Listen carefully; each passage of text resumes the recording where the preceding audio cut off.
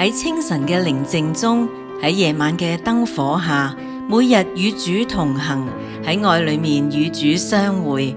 我係阿青，讓我哋一齊打開心靈之窗，讓神嘅話語成為亮光，指引前行嘅方向。責備偽善一，路加福音11章37至41節。說話的時候，有一個法利賽人請耶穌同他吃飯，耶穌就進去坐席。這法利賽人看見耶穌飯前不洗手，便詫異。主對他說：如今你們法利賽人洗淨杯盤的外面，你們裏面卻滿了勒索和邪惡。無知的人啊，做外面的，不也做裏面嗎？只要把裏面的施捨給人，凡物於你們就都潔淨了。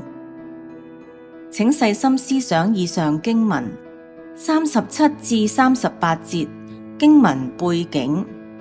何時？耶穌正講嘢嘅時候。上兩個單元。何事？法利賽人請耶穌食飯，耶穌冇按照猶太嘅禮儀喺食飯之前洗手。法利賽人對呢一件事感到詫異。根據摩西五經，係祭司進入會幕時洗手，但文士似乎將呢個例變成一種習俗，推而廣之，以表敬虔。39至41節，耶穌責備法利賽人。耶穌直斥佢哋好似器皿洗淨外面，裏面卻充滿污穢。耶穌話：邊個做呢個器皿呢？如果係做器皿者，必然知道呢個器皿裏面嘅污穢。呢種認知對器皿而言有乜嘢意義呢？耶穌指出一個原則，將裏面嘅施與人，呢個器皿就得潔淨。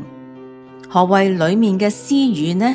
讓我哋一齊默想經文對我哋嘅意義啊！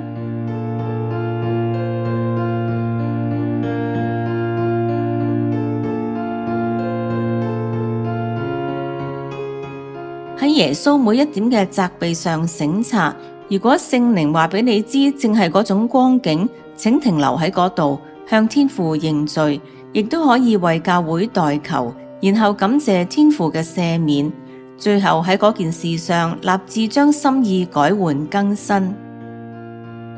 主耶穌，我對你每點嘅責備上省察：一、有奉獻卻冇行道；二、喜愛受人尊敬；三、好為人師卻自己驕傲；四、看人嘅惡卻不自省；五、高舉傳統卻拒絕神嘅話；六、宣講自己嘅道理卻阻止人認識真理。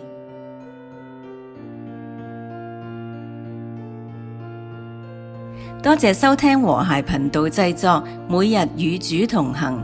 材料改編自國正網絡細味主物語，原作者楊海恒。好開心能夠同你分享上帝嘅話語，一齊研讀聖經，靈命成長。歡迎你喺我哋嘅 Facebook 留下足跡，聽日見啦！